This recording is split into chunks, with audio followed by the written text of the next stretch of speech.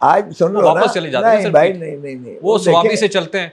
नहीं नहीं, वो हटाते नहीं बिकते, वो यार जज्बा, ये डॉग फाइट आपने देखा यहाँ, जब ये ऊपर से स्ट्रैफिंग होती थी तो ये जो है सायरन बजते थे और कहते थे कि बंकर्स में चले जाओ, लोग लाहौरी जो है खड़े होकर नारे मारते थे अल्लाह अकबर के, और नारे मारते थे और कोई अंदर नहीं जाने। ये एक जज्बा था, फौज के साथ भी मोहब्बत थी, वतन के साथ भी मोहब्बत थी। जिस तरह आपने चीफ जस्टिस को देखा कि एक डोनाल्ड वो लेने के लिए, एक डोनट लेने के लिए गया, उसका क्या हाल किया, और ये सियासतदान बगैर गार्ड के, बगैर वर्दियों के, ये बगैर एस्कॉर्ट के, बगैर डालों के, बगैर पुलिस या रेंजर के, ये जाके अपने हल्के में नहीं जा सकते। ये रवायत द अच्छी है। People hate them because this is a social boycott by the people of Pakistan. You see, you cannot survive and sustain, a country cannot sustain with this type of a hatred. So इनको भी एहसास, इनके अंदर भी जाहिर है कि ये पाकिस्तानी है, इनकी फैमिलीज है, ये इनका सोशल जो है कॉन्ट्रैक्ट है। बट सर एक तासुर है कि अखलाकी फैब्रिक को तो बिल्कुल निस्तो नाबूद करके रख कर दिया दिया। पाकिस्तान तहरीक इंसाफ ने। नहीं, जस्टिस काजी फायज ईसा के साथ लंदन में जो कुछ किया, क्या ख्याल है, क्या करते हैं? Was it the right way sir? Was it the wrong way? Has he done the right thing? Did he do the right thing? मुझे बताएं, मैंने बीबी शहीद को कहा, जब 13वीं तरमीम बीबी ने की, बीबी को 17 सीटों पर नवाज शरीफ ने लाके खड़ा कर दिया। नवाज शरीफ ने क्या किया, फारूक लगारी के साथ जो है साजिश करके, और उस वक्त के जो है चीफ जस्टिस सजाद अली शाह को गैंग अप करके और आर्मी चीफ के साथ मिलकर बीबी को 58(2)B से निकाला गया। इसकी पटिशन होती है बीबी की, ये आखिरी वक्त तक जो है ये लटकाता है, सजाद अली शाह डिसमिस करता है, स्पेस कैंपेन की भी नहीं मिलती है। 14 सीटें सिर्फ सिंध से बीबी जीतती है एमएनए की, आप अंदाज़ा करें। She joins the opposition leader बन जाती है। ये बीबी ने 58(2)B की जब 13वीं तरमीम 58(2)B को ड्रॉप किया, बिकॉज नवाज शरीफ अगेन, वो अपने मौसम को भी खुश है, नवाज शरीफ हमेशा स्टैप करता है।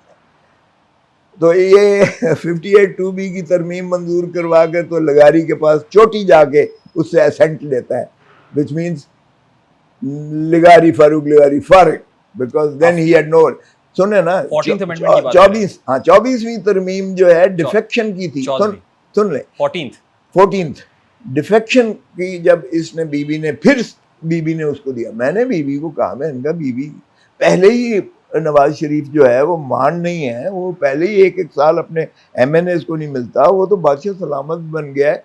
अब आपने अमीरुल मोमिनीन बना दिया उसे 14वीं तरमीम के साथ, तो वो बिल्कुल ही केयर हूट्स, बिकॉज 2/3 तो उसके पास पहले, he doesn't need anything.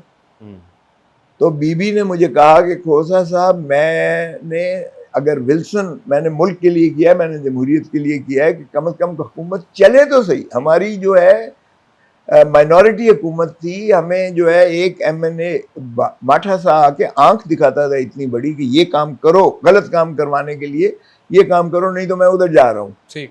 And we were blackmailed, we had nothing, no way to say no to him. And this was the age of Changa Manga सियासत। छांगा मांगा। बीबी ने फिर कहा कि मैंने उसको छांगा मांगा सियासत को बंद किया है, मैंने जो है बैक स्टैबिंग को बंद किया है, मैंने वो मंडी जो है खरीदो फरोख्त की, पार्लियामेंटेरियन की मंडी को बंद किया है, खरीदो फरोख्त की। अब काजी फायज ईसा ने क्या किया, उसी मंडी को खोल दिया।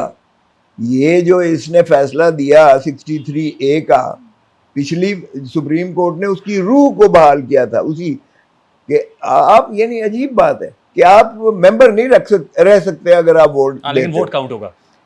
ये उन्होंने कहा कि काउंट, इसने कहा काउंट होगा। अब काउंट होने का नतीजा आपने देख लिया 26वीं तरमीम में क्या हुआ। सर मैं तरमीम की हमारे उठाए, बाकियों के उठाए। अग्रीड सर, मैं तरमीम की तरफ आता हूँ सर, लेकिन उससे पहले नवंबर में आपने कहा कि इमरान खान साहब रिलीज हो जाएंगे। मुझे इसके दो पहलू नजर आते हैं। नंबर 1 ये कि 5 नवंबर को यूएस इलेक्शन हो रहा है। आपको लगता है कि जिस अमेरिका ने इमरान खान को फारिग किया, वही अमेरिका इमरान खान को रिस्टोर करेगा? और दूसरा, पहले इसका जवाब दे दें।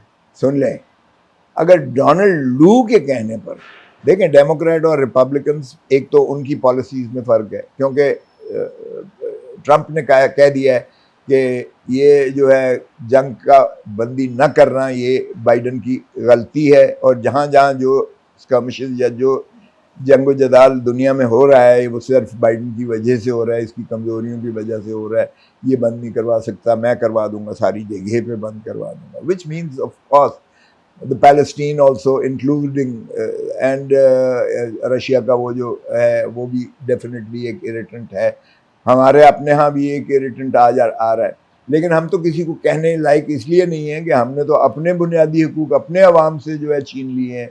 हमने तो अपने अवाम की आज़ादी छीन कर हमने पुलिस स्टेट पहले होती थी, अब गैरिजन स्टेट हमने बना दी है। तो हम तो कहने के किसी को हकदार ही नहीं है। हमारे यहाँ तो बाहर की पॉलिसीज अनफॉर्चुनेटली डोनाल्ड लू के कहने पर अगर इमरान खान को निकाला जा सकता है, तो क्या डोनाल्ड ट्रंप के कहने पर या डोनाल्ड ट्रंप के कहने पर ये न्यूट्रल नहीं हो जाएगी? हमें मदद नहीं चाहिए, माफ़ कीजिएगा, हमें मदद नहीं चाहिए एस्टैब्लिशमेंट की। हमें सिर्फ उनकी न्यूट्रलिटी चाहिए कि वो अपने आइन में के हदूद क़यूद में रहें। ये एक दिन ये हुकूमत नहीं रह सकती और एक दिन हमें अंदर नहीं रखा जा सकता। जब ही ये होगा, अदालतें तपी पड़ी हैं उनके ऊपर जो है, उनके यानी यहाँ भी वो गैजेट्स लगे हुए हैं, उनकी सर्वेलेंस हो रही है, जजेस की सारों की चीख चिल्लाए हैं इस्लामाबाद हाई कोर्ट के। ये सिर्फ इस्लामाबाद हाई कोर्ट के जजेस की हुक नहीं थी, ये सारे पाकिस्तान की जुडिशरी के साथ यही कुछ हो रहा है, इस्टेब्लिशमेंट जो कर रही है। और उन्हीं के साथ नहीं है, हमारे अपने सारे टेलीफोन टेप हैं। आपको पता है मेरी एक बुशरा बीबी के साथ जो है वो वायरल कर दी थी, मैंने हाई कोर्ट से वो लिया। बाबर सितार, जस्टिस बाबर सितार साहब ने कहा भाई किस कानून के तहत आप करते हो? ये क्लाइंट और एक वकील का दरमियान एक कॉन्वर्सेशन है, वैसे ही प्रिविलेज्ड है, और अदरवाइज भी प्रिवेसी जो है आर्टिकल 9, 10, आर्टिकल ए और 14, ये जो है ये प्रिवेसी सिर्फ होम एंड हर्ट तक नहीं है। ये कम्युनिकेशन जो फ़ोन है ये भी करने वाले और सुनने वाले के दरमियान एक कॉन्फिडेंशियलिटी का एक रिश्ता कायम करता है। किसी को हक नहीं है इसमें ब्रीच करने की। तो वो उनके पास कोई जवाब नहीं था, इंजंक्टिव ऑर्डर दिया और फिर उसके खिलाफ जो कुछ बाबर सितार के साथ एस्टैब्लिशमेंट कर रही है, आपने देखा ही ऑब्वियसली, और अभी तो होगा। अच्छा, जो कुछ अमेरिका के खिलाफ आपने बोला, आज उसी अमेरिका पे तकिया किए हुए हैं इमरान खान की रिलीज के लिए। Number one. नंबर टू, मेरा सवाल सुन लीजिएगा, क्या बैकड्रॉप में इस्टेब्लिशमेंट के साथ कोई बातचीत हो रही है और उसी बातचीत का नतीजा है कि बुशरा बीबी रिलीज़ हुई हैं, फिर लाहौर पहुंची हैं, इमरान खान से मुलाकात करके आई हैं, और यही देख रहे हैं आपके नवंबर में इमरान खान की रिलीज़ का बाइस भी बनेगा? देखें, ये आपने इसमें दो सवाल मिक्स कर दिए हैं। एक बात तो ये है कि हम अमेरिका के ऊपर बिल्कुल तकिया नहीं कर रहे। ठीक, हम ये कह रहे हैं कि वो जो अमेरिका ने निकाला था हमें, वो वेनम ख़त्म हो जाएगा और अमेरिका ही करेगा। वो उनका अपना मसला है, अमेरिका करेगा ना, जाहिर है। अच्छा, एक बात तो ये हो गई कि ये लामहला उनका इन्फ्लुएंस जो है वो वार्ड ऑफ हो जाएगा, जो हमारे खिलाफ डोनाल्ड लू और उस एडमिनिस्ट्रेशन बाइडन ने किया हुआ था। ये इनको हटाओ। क्यों कि इमरान खान ने कहा एब्सोल्युटली नॉट, और ही वांटेड एन इंडिपेंडेंट जो है फॉरेन पॉलिसी पाकिस्तान में। यूक्रेन में तो वो इत्तेफाक से गया था उस दिन, वो आपको पता ही है, ये स्टेट जो विजिट्स होती हैं ये पहले से प्लान्ड होती हैं। ये कई महीनों के एक डिप्लोमेटिक चैनल पर गुफ्त शुनीद के बाद ये तय होती हैं, और सारा कुछ जो है एक स्क्रिप्टेड सा होता है सिलसिला जब जाते हैं। अब वो वॉर वहाँ हुई, हमें इमरान को ब्लेम करना कि जी ये इमरान ने जाके वहाँ कराई है या ही शुड हैव गॉन वगैरह